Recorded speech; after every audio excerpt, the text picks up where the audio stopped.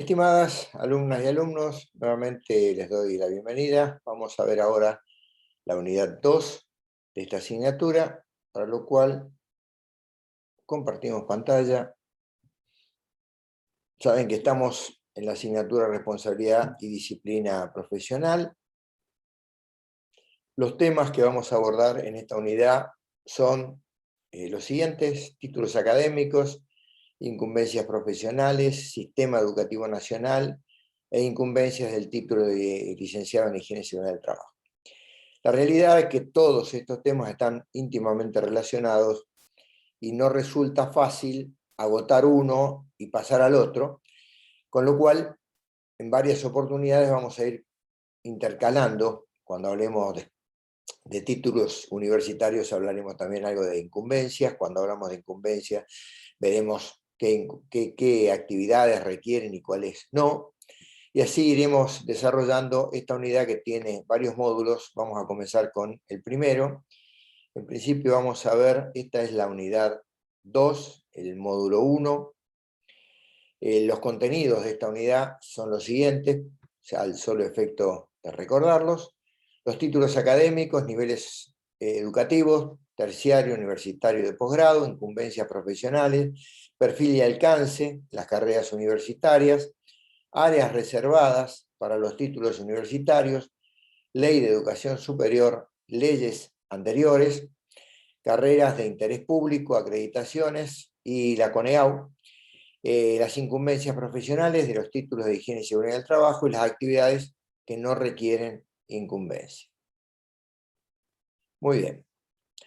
En principio les quiero recomendar que si no han visto las presentaciones, tanto la mía como de los otros dos docentes de la asignatura, que lo hagan, porque es una muy buena introducción a todos los temas que se van a ver en esta asignatura. Van a ver allí que quizás la parte mía es la más formal, la más informativa, y con el doctor Fabián Jaruz van a ver entrevistas que más que informativo va a ser formativo, porque allí van a tener la experiencia de profesionales con muchos años trabajando y van a ver con las cuestiones con las que se pueden encontrar y cómo muchas veces se han podido resolver. Finalmente, con lo que el doctor Mazzoccini les va a comentar, que es abogado, van a ver algunas cuestiones que ocurren en el ejercicio de la profesión, los cuidados que hay que tener para no terminar en un juicio, o cómo actuar cuando se nos cita para declarar en un juicio. Entonces, bueno, dicho esto, vamos directamente, sacamos para tener la pantalla completa, y la pregunta es, ¿soy un profesional? Nos preguntamos, ¿somos profesionales? Y la realidad es que es de uso común y corriente el hablar de profesionales. Pero aquí ven unas fotos representativas de profesiones, de distintas profesiones, y un chef puede y es considerado un profesional, una mecánica, un mecánico, un electricista, una docente, un docente, un enfermero, un médico. ¿Y cuál es la definición genérica de profesional? Profesional es aquel que ejerce una actividad determinada, formal, especializado en ella.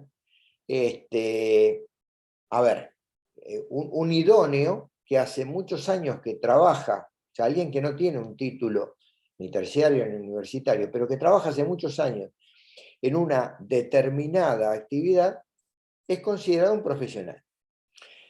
Vamos a ir definiendo nosotros qué es un profesional universitario, qué nos diferencia de estos profesionales en términos generales, porque si hacemos un avance, podemos decir que una persona que hace muchos años que trabaja de electricista es un profesional que trabaja de electricista. Si estudiara y termina la escuela terciaria, es técnico electricista, seguiría siendo un profesional electricista. Si hace la carrera de ingeniero electricista, también seguirá siendo un profesional. En este caso, ya será un profesional universitario. Y aquí aparece el tema de las incumbencias. Vamos a ver también que uno habla, y a veces parecen sinónimos y no lo son, de idoneidad, capacitación, habilitación para, autorización para ejercer la profesión. Y todo esto no son sinónimos. Para algunas cuestiones, con ser idóneo y estar capacitado para cumplir algunas actividades alcanza. Para otros casos hay que tener un título universitario, y para ejercer la profesión en todo el territorio nacional, además de estas cuestiones, se debe tener incumbencia para hacer lo que se vaya a hacer, y estar matriculado en un consejo, colegio profesional, que es quien en definitiva da la autorización, más allá de la habilitación del título universitario. En todo el territorio nacional se requiere de una matrícula profesional para aquellas actividades reguladas que ya vamos a ir viéndolo, no me quiero adelantar demasiado. Veamos un poquito más. Universidad, profesional universitario. Y aquí aparece la primera definición. Profesional, simplemente, o profesional universitario.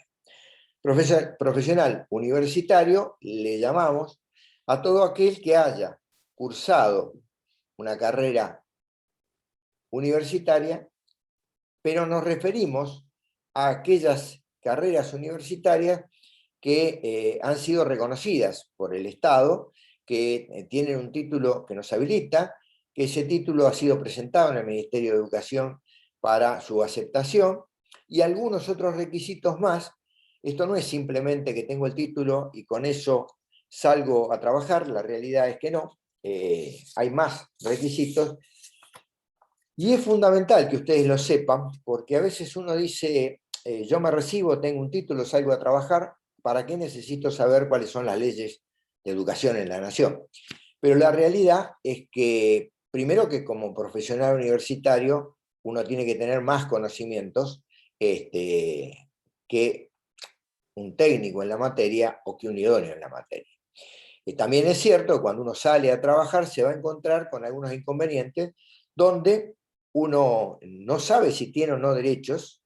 A veces uno se presenta a trabajar y le dice, no, acá si no es ingeniero, si no es licenciado en química, esto no se puede hacer. Y es fundamental que uno, cuando salga a trabajar, sepa cuáles son sus derechos y también sus responsabilidades y obligaciones. De esto trata esta asignatura y vamos a seguir avanzando en eso. Aparecen aquí un montón de interrogantes, es lo que yo decía recién: incumbencias, título universitario, título oficial. Fíjense, yo tengo un título, ¿sirve o no sirve? Es un título oficial. ¿Qué significa título oficial? ¿Tiene validez nacional? Si una universidad es pública o es privada, ¿hay diferencias? ¿Alguien puede trabajar si estudió en una universidad pública y uno que estudió en una universidad privada no? ¿Es lo mismo ser un técnico que un profesional? Un técnico universitario. Hay universidades que otorgan títulos. ¿Es lo mismo ser técnico universitario o profesional universitario? ¿Qué son las incumbencias? ¿Qué incumbencias tengo en mi carrera universitaria? Y aquí aparece la pregunta: ¿quién puede hacerlo? ¿Quién puede hacer una determinada tarea? Y como ven, todo el mundo levanta la mano. Yo sé, yo puedo. Yo sé, yo puedo. Y una cosa es poder y otra cosa es estar habilitado para. Para ello se requiere tener incumbencias. Incumbencias profesionales. ¿Quién tiene incumbencias profesionales? ¿Quién no las tiene? ¿Para qué sirven? ¿Y por qué son necesarias? La realidad, y acá doy una definición sencilla y rápida de incumbencias profesionales, que hoy se llama perfil de alcance de la carrera, o sea, las carreras universitarias hasta la aparición de la Ley Superior de Educación, se otorgaban incumbencias. A partir de allí la universidad propone el perfil de la carrera y los alcances. Esos alcances sí se toman como sinónimo de lo que antes era incumbencias profesionales. Entonces van a encontrar ustedes que en algunos casos algunas carreras tienen una resolución ministerial que le otorga incumbencias y otras alcance. Para el caso del ejercicio de la profesión es lo mismo. Así que, ¿quién define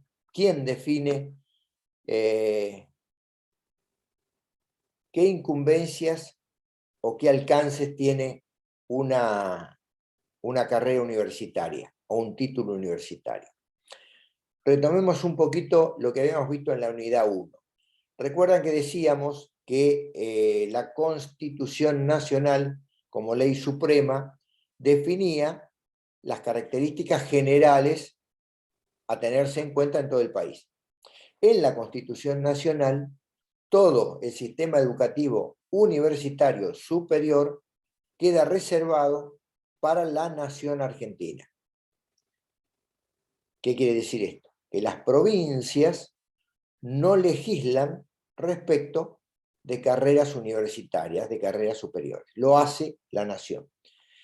Van a ver por allí que hay universidades provinciales, pero estas universidades provinciales tienen que estar aprobadas y autorizadas por el Ministerio de Educación de la Nación. Entonces, el que define todo el sistema educativo nacional, que otorga incumbencias o alcances a las distintas carreras universitarias, es el Ministerio de Educación de la Nación.